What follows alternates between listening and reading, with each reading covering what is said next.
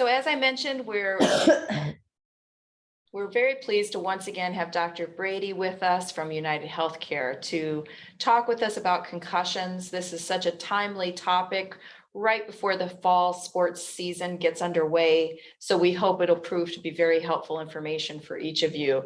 A couple housekeeping items just before we begin. Please remember to remain muted during the presentation, but feel free to add any comments or questions in the chat at the bottom of your screen.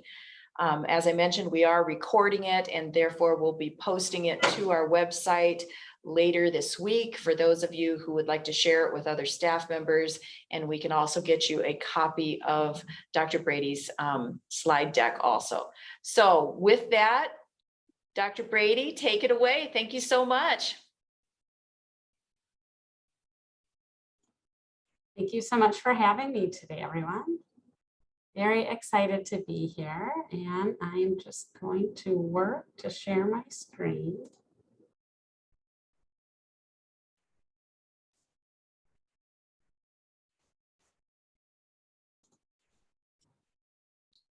Which, as anyone who does Zoom meetings knows, that this is always a little work to share your screen. All right, I think we got it. All right, so we are going to start it off today, and we're going to talk a bit about concussions. I think some of you may have been on in the past when I've done these webinars. So many of you may know that I'm Dr. Nicole Brady. I'm the Chief Medical Officer for UnitedHealthcare's employer plans here in Wisconsin as well as in Michigan. By way of quick introduction, I have been a practicing family physician for about 20 years. I have practiced my entire career in Wisconsin as I'm a Wisconsin native. I am a very avid sports fan, and as you can see, I have two teenage kids who are very, very involved in sports. On the left is my just about 16-year-old son. He'll be a sophomore this year. He just finished up his competitive baseball travel season a couple of weekends ago, and he has already started high school football practice. My daughter on the right, Ariana, she is my just about 14-year-old who will be an 8th grader. She has her last softball tournament this weekend, and then we'll kick off her volleyball season. So concussions are a topic near and dear to my heart. Unfortunately, each of my children has had one, neither of them in school sports, both of them skiing or snowboarding. So we're going to talk about that a little bit more. And then of course we have our two little puppies at home, which are likely to give my husband one of us, a concussion someday, as they like to get underneath our feet when we're walking around the house. So today we are going to talk about concussions. We're going to talk about why we care about them, how we can prevent them, what they look like, how we treat them, and then kind of talk about now what do we do with this information. And I agree, I think this is a very timely time of year to talk about concussions. You know, I know that I just had to fill out all of my kids' school sports information. I had to schedule sports physicals, get that all done. So even though many kids play sports year-round nowadays, and it's outside of the school season, this is kind of the time of year where we all step back and really consider concussions as kind of part of our daily thought process. So again, concussions, why we care? Well, one of the reasons we care is because kids need to be active, and I don't want to see concussions become an excuse for kids not to be active. When I was in full-time practice, I counsel lots of my parents that yes, we should be aware of concussions. Yes, we should do everything we can to prevent them, but we should not use them as an excuse to withhold kids from activities that they truly enjoy. And by that, I mean, if a kid loves to play football, like my son likes football, I don't want to use my fear of concussion or knowing that football is one of the sports that's a bit higher risk for a concussion as a reason to tell him not to go out for football. The truth is, kids need to be active. The US life expectancy in this country has been falling since 2014, and it's driven by the health or the poorer health of our kids. And not just physical health. We know that 20% of kids right now are obese. That's triple what it was in the 60s and 70s when many of us were kids. We know that obesity increases risk for heart disease and diabetes. As a matter of fact, of these 20% of kids, these kids under 18 who are clinically obese, 70% of them already have one risk factor for heart disease. And as a physician, I know we are seeing heart disease at younger and younger ages. But it also, that lack of physical activity also increases the incidence of depression, anxiety, and other behavioral health problems. So we know that it is just very, very important for kids to stay active. And you can see this really nice graphic on the right-hand side of the screen, which is just all the health benefits of physical activity. And I have no doubt you as educators have seen similar graphics or heard this before. We know that kids who are physically active have a better attention span, better memory, and perform better in school. So even if we take out the physical health risk, there is a lot of brain health importance behind physical activity. Now, if you tell a group of middle schoolers and high schoolers exactly what a concussion looks and feels like, on average, about 20% of them are going to tell you that they know they've had a concussion in their lifetime. But depending on the group of kids you're looking at, anywhere from 2 to 15% of them have actually been treated, have actually complained about concussion symptoms, have had a school trainer, a physician, a therapist actually be aware of those symptoms. And I'll be honest, I'm one of them. My kids, like I said, have both had a concussion. They happened on weekends when we were skiing. I happen to know how to treat a concussion, so neither of my kids were evaluated. But that's how important this is. A lot of these kids don't go in to get seen and really should be. So what is a concussion? What are some of the end effects of concussions? On the left, you can see the sequelae, a lot of the things that people will experience when they have a concussion. These can last anywhere from days to weeks to some people even months. The most important one, the one that makes the news, is second impact syndrome. And second impact syndrome is when the brain suddenly swells shortly after a person suffers a second head injury before the symptoms of the first concussion have subsided. This can cause death. It can cause sudden and acute death. If it doesn't cause death, it can cause chronic neurologic issues similar to a stroke. So this is why in the more recent decades, we have been very, very focused on removing kids from play anytime they've had a head injury, a blow to the head, even if they have no to minimal symptoms. It's because we want to avoid second impact syndrome. Now, a little less concerning, but equally as disturbing are some of these other symptoms. Kids can get post-traumatic headaches. I think most of us know that if you really get a hard knock on the head, you might complain of a headache for a few days. You can get sleep disturbances, meaning you're either really, really tired all the time, or you can't seem to fall asleep or sleep well. You can have vertigo, dizziness, vision problems. And vision problems just, aren't always, hey, my vision is blurred or I can't quite see the board. Sometimes it's more like I just can't seem to focus. Things are just not right, is how a lot of kids describe them.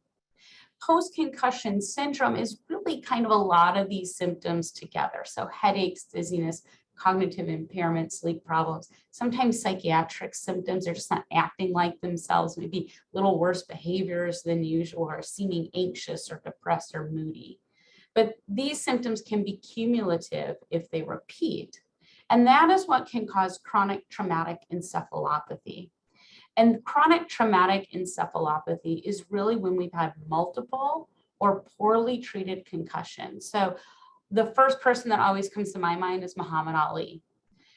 His Parkinson's disease was really a product of chronic traumatic encephalopathy, or quite frankly, repeated brain damage. It can cause cognitive impairment. And by that, we mean memory problems or problems with executive function.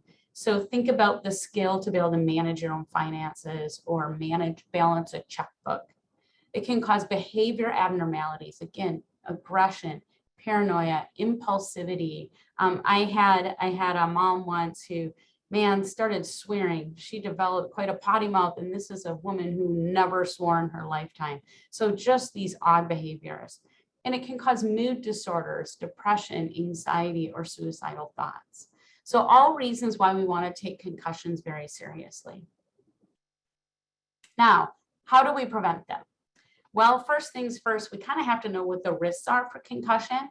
And so on the left, you see some of the sports that have a higher risk of concussion. Combat sports, think of your MMA fighting, karate, taekwondo, those types of sports, as well as boxing.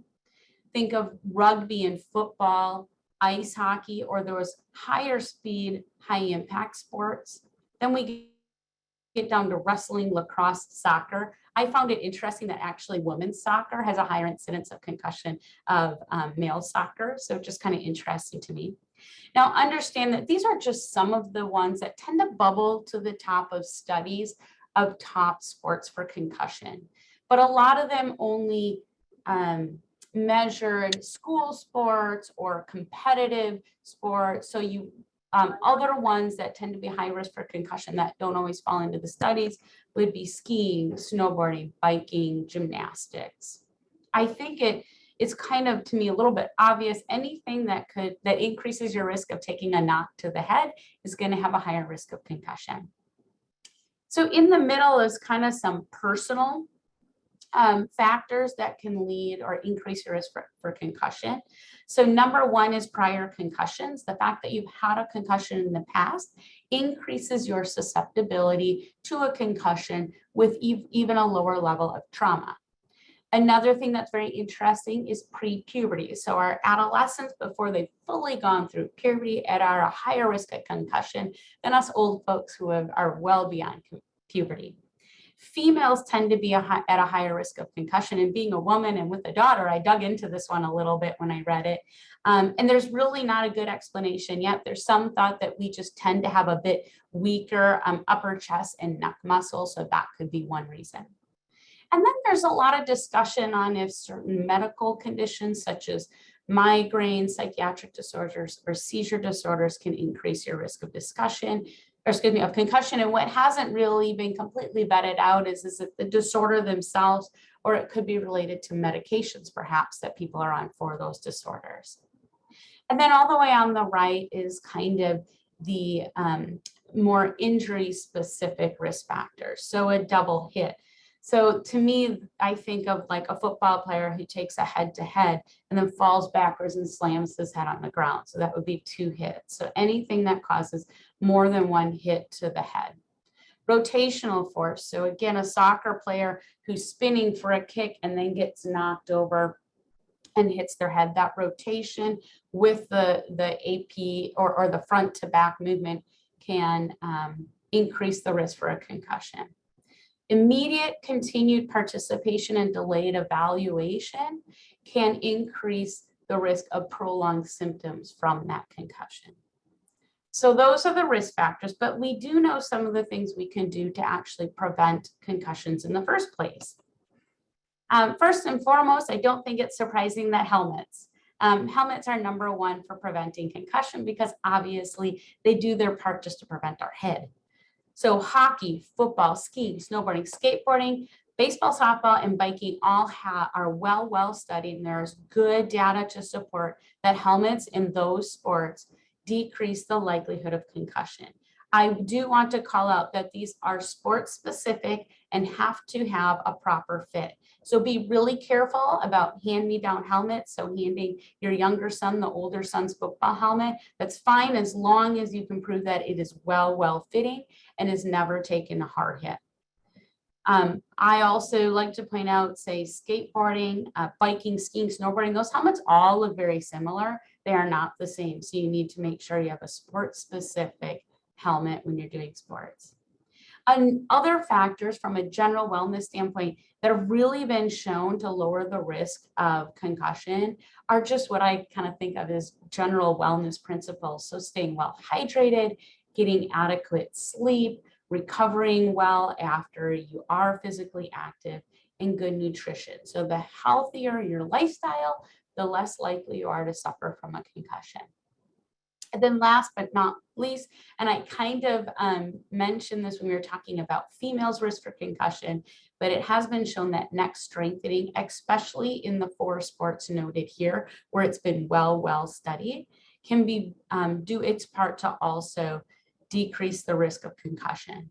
I think this is especially important in our older athletes, so in our high schoolers and above, where they really have more of an opportunity to kind of increase strength and muscle mass in that area. So that's how we kind of prevent concussions in the first place. But how can we prevent poor outcomes from concussions? And that's really where all of us working together can do our part. So it is not just about schools preventing concussion or city sports leagues preventing concussions or doctors preventing concussions. It's also about getting parents involved, getting our older kids involved, getting coaches, especially volunteer coaches, involved. So the first thing we have to do is increase education and awareness. And that's one reason why we're here today, right? We need to understand the importance of prompt recognition and reporting of symptoms. There is no longer an excuse for hiding symptoms, and there is no longer an excuse to say, suck it up and go back in and play. Any blow to the head has to be taken very, very seriously. I put in here a couple of resources that have great fact sheets and that have free information that you can print and share with others. Maybe I'll just add also from an education awareness standpoint, I think most schools nowadays, when it comes to school-based sports, have both parents and the athletes read and sign off on concussion education. I know I just had to do it for both of my kids, and my school district happens to use a lot of the CDC heads up resources, which are really easy to read. They're written at a 6th grade level, so they're perfect for most of our students as well as our athletes, as well as our parents. There's been a lot of changes in rules and culture, and we'll probably see more to come in the future. Youth hockey, for example, banned body checking in most of their youth hockey sports. That has led to a significant decrease in concussion rates. I have a couple of youngsters in my life who play hockey, and I know one of them doesn't like the fact that they're not allowed to do body checking, but I point out that they're still growing, and we do have to protect growing bodies and growing brains. That's one reason that was put in place. College, a lot of college practices have cut down on the amount of contact practices and high risk drills that they do in order to limit the likelihood that their students will suffer from concussion or have a head injury outside of the competitive games. The NFL itself has changed return to practice guidelines. You remember in the old days, they would take a hit to the head and go back out on the field. I recall video, I wish I could remember what team it was, where somebody was on the field and they were clearly even still dizzy, kind of off balance. They no longer do that. They have very strict return to play guidelines. They no longer, or now if they see that a ball carrier's helmet has fallen off, they immediately blow the whistle and stop play. And they have increased discipline for helmet to helmet contact. They really preach both in college and in the NFL for football. They really preach, don't hit the head, don't use the head. We see a lot of soccer teams now moving into this kind of thought process as well. Again, any blow to the head, whether it's from a ball, whether it's from somebody else, increases the risk of concussion. And I kind of touched on this already. There's a very, very, very low tolerance to remove from play. Anytime you see a kid hit their head, they need to come out until you've done an assessment. And if there is any question whatsoever, they just need to be removed from play until they can have a formal off-field assessment. And then once a concussion has been diagnosed, it is a very slow return to play. And we'll get to that a little bit later in the presentation. Baseline testing. I get a lot of questions about impact testing. I know a lot of our high schools do it. My son has to go through it for football again this year. I'm going to tell you that the data is out on that. So if you're in a district that hasn't adapted that impact testing yet, don't feel too bad. Some of the data shows that maybe it can be helpful. I'll say that from a doctor standpoint, if somebody has baseline testing and I do have the ability to follow up on it and I see a significant decline, that is helpful to me as far as, that diagnosis of the concussion. However, if you have a well-trained physician or sports medicine colleague, you don't necessarily need impact testing in order to understand when somebody should be pulled from play or have a slow return to play. A lot of baseline testing also, and I'm going to say especially in the younger kids, is really affected by athlete effort as well as normal development of the brain. So you can't take an impact test on a 9th grader and assume that a change from 10th or 11th grade is due to an injury. It may just be changes in the normal development of that brain.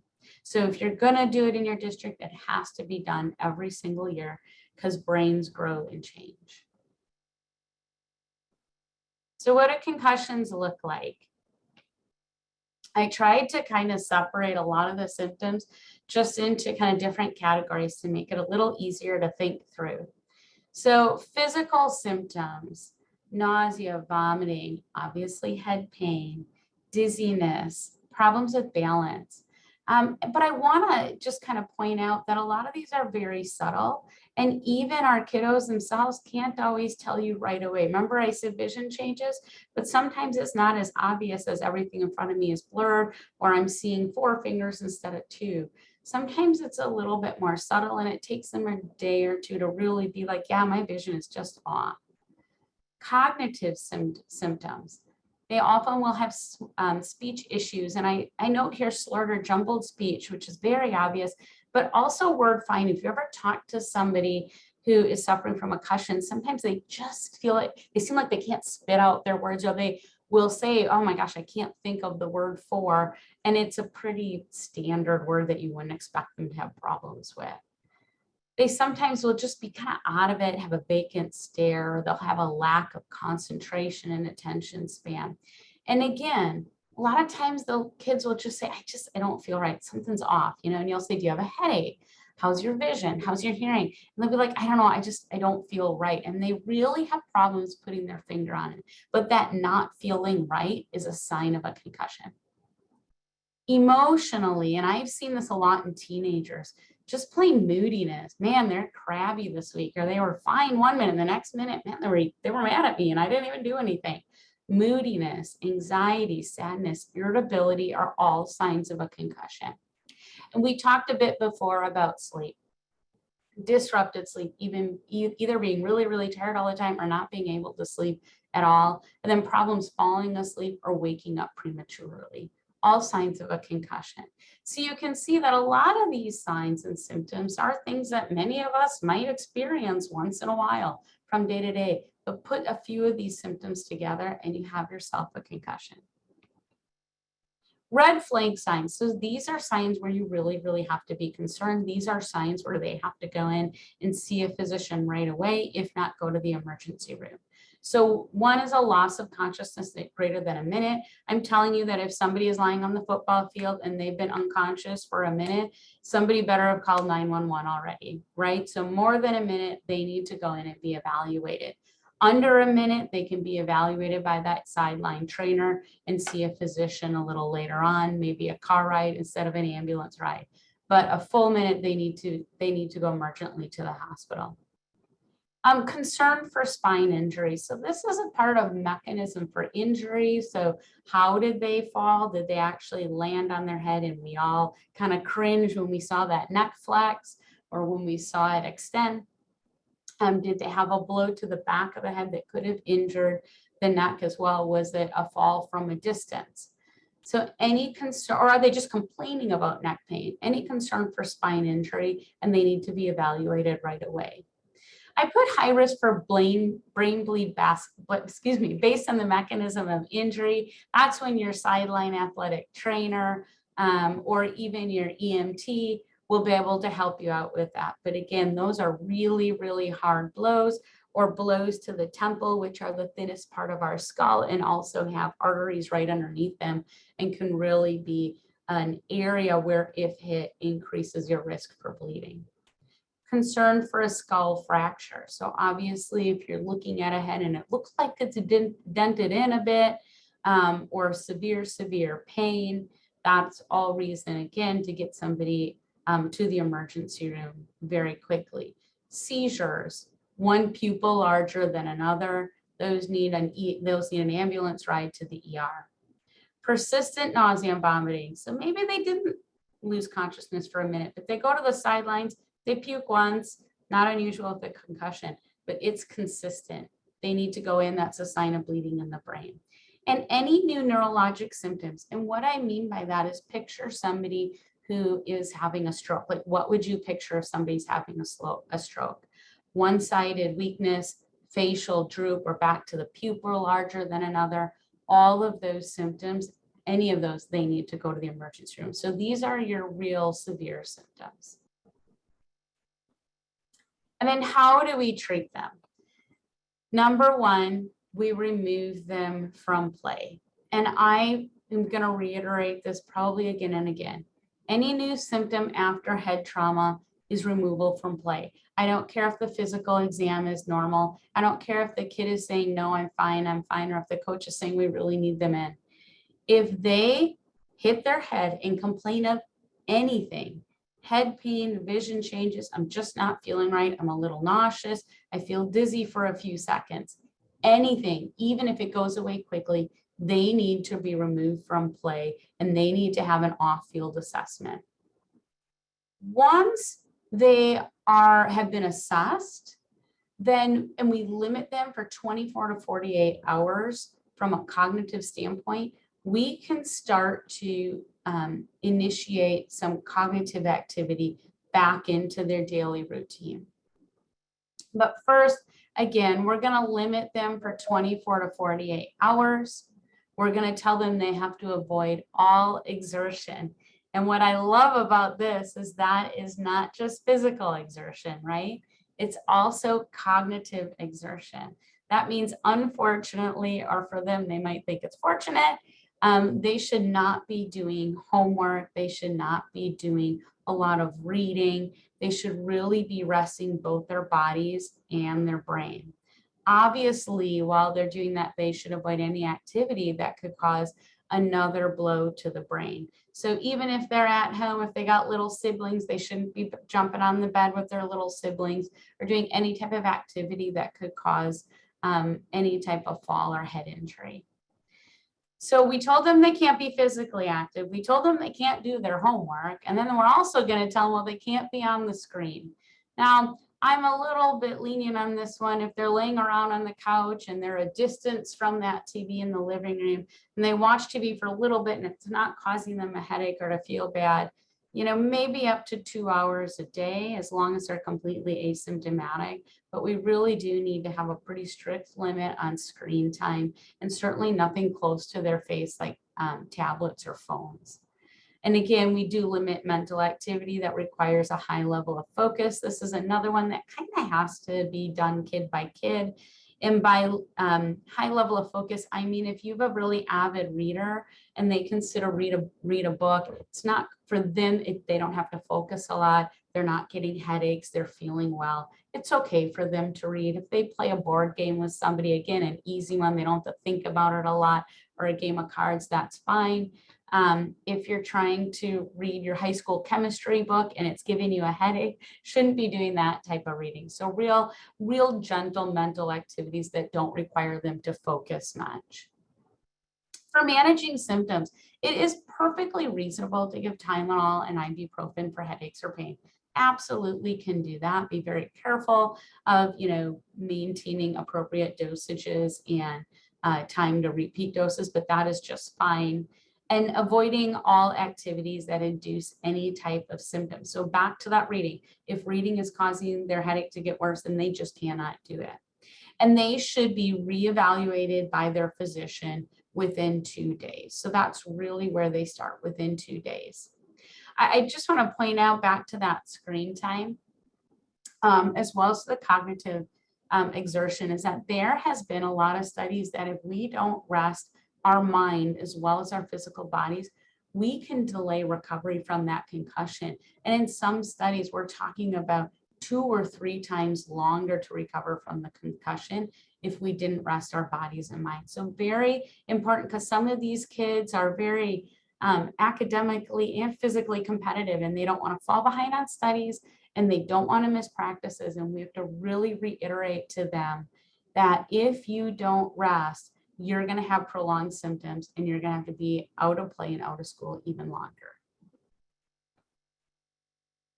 So now, how do we return to life? And I labeled this return to life because, let's get honest, not everybody who gets a concussion necessarily is actively involved in a competitive sport. So we said first, we're going to restrict them all from cognitive and physical activity. But the first thing we allow to come back is that cognitive activity. Reading, light homework, games, movies, that's kind of where we start. You know, fortunately, most kids return to full activity within 3 weeks, but for some kids, it's a matter of a week. Some kids, it can be a couple of months. But again, they need to know that they need to start slow and just slowly bring back a lot of those activities. When they can tolerate, or if they prove that, say, they can read 30 to 45 minutes, they can they can return back to school and slowly increase the amount of cognitive work they do with or without accommodation. So some kids will be at home, they'll read for a half hour, an hour, and they'll really be doing well. Great, go back to school the next day. But you'll find out that maybe sitting in class for 2.5 hours, that gets a little tough. They'll find that they'll get just kind of antsy and fidgety, just not feel comfortable after an hour-long class.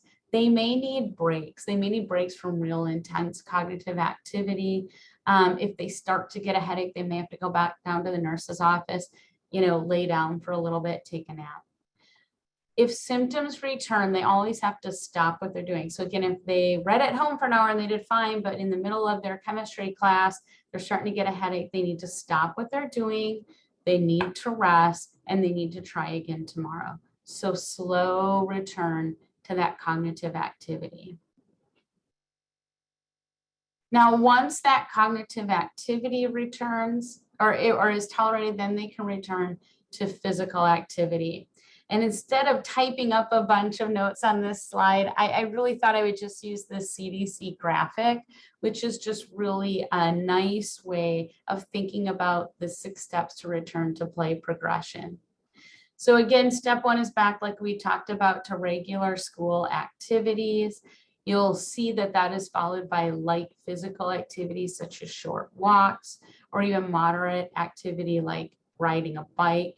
And by bike, I mean a stationary bike, not one that you get onto and have to wear a helmet, because we still don't want them until they're completely cleared to have another blow to the head. Once they can tolerate that light to moderate activity, then they can get into really light aerobic activity. And that's really where you get into increase in the heart rate. So think of the walk or the stationary bike before as more a gentle walk. And now we're going to get into a real quick walk. We're going to get into a little bit more aggressive of a bike ride where we're actually trying to get that heart rate up for 5 to 10 minutes at a time. If you have a real active kiddo, maybe some light jogging. Still no weightlifting. Part of the reason for no weightlifting is most of us adults, and certainly a lot of kids, still haven't figured out how to breathe through their weightlifting. They tend to hold their breath, and that increases the pressure in your head, and we don't want that. So no weightlifting to start out with. Once that is tolerated, you can go to moderate activity, which is exactly what it is. And then you can get into your more heavy non-contact activities. So once light and moderate activity are tolerated, that's when you can get back to actually going to practice, but still avoiding all contact. So running with your team, sprinting, doing high intensity aerobic activity, but not activities that could cause a blow to the head. So still not doing, say, contact drills in football. Still not playing actively and scrimmaging for soccer where the ball could be flying at head level. Once that is tolerated, though, the non-contact activity at full force, then they can get back into full practice, full activity. We're still looking to see, are they having any symptoms? And once full practice and full contact are tolerated, then we can allow them to return to actual games and contact. All of this should be assisted and managed by the kid's primary care doctor, pediatrician, by the school's athletic trainer, or by a sports medicine specialist. So now what, right? We talked about how to recognize concussions. We talked about the risk factors for concussions. We talked about how we treat them and the types of guidance you should expect from your school athletic trainer, from the nurse, the doctor. But now what? What do we do with this information? I think one, we have to remember that kids, we said this before, kids need to be active and they need to enjoy doing it. So really hesitate, and I caution you all, even with your own kids, don't discourage them from doing an activity that they love, but help them do it safely.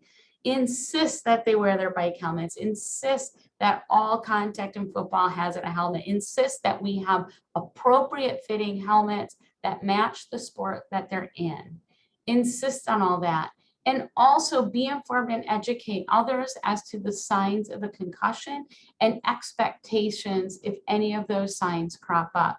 Expectations that students and parents report that, expectations that they will follow the guidance given both by their physician and school, meaning all that return to play guidance. Don't feel bullied by a parent, by a coach, or even by an older student for return to play. Stick to your guns and follow the guidelines set forth by the CDC and by that person's own primary care physician.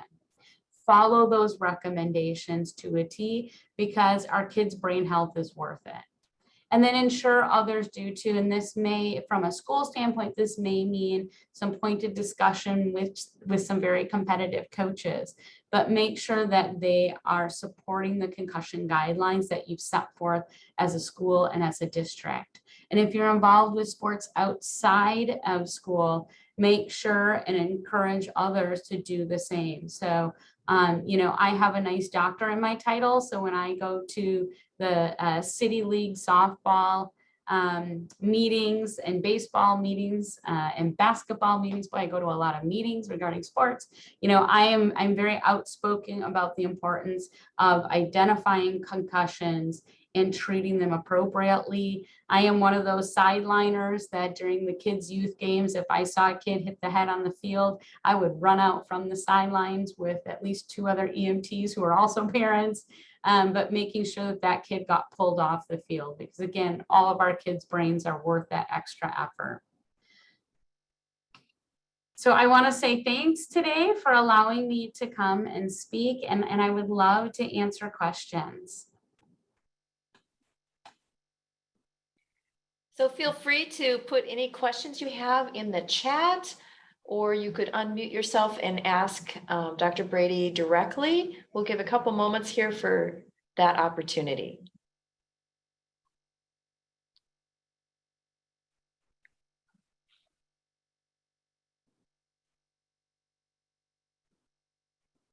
I know I found this really informative, very, very helpful information. I'll add that the CDC information that you can get off of their website, it really is fantastic. I find it very easy to read. I used to print it and share it to patients when they had concussions. I know our school district, like the graphic on our concussion form for the students, the ones the students have to read, is from the CDC, and I find it just really easy. Like so let's see, my kids are just about to be 16 and 14, but they've had to sign these even in middle school. They had to actually sign off on them, which I thought was great, because it was harder for me than just to read through the paperwork and sign everything as a parent, not talk to them about the paperwork. It kind of forced them to read it, but I literally handed my kids the paperwork. I said, you sit here at the counter, you read this, I'm going to ask you a question to make sure you read it, and then you sign it. I'm not saying all parents would do that, but at least having information that kids can understand too, because they're the ones that have to fess up, right? They're the ones that have to fess up and say, yeah, I got a headache. Or yeah, I don't know, my eyes aren't working, Mom. I don't know what it is. And especially as our kids get older, some of them will like to hide that. So I love this CDC information.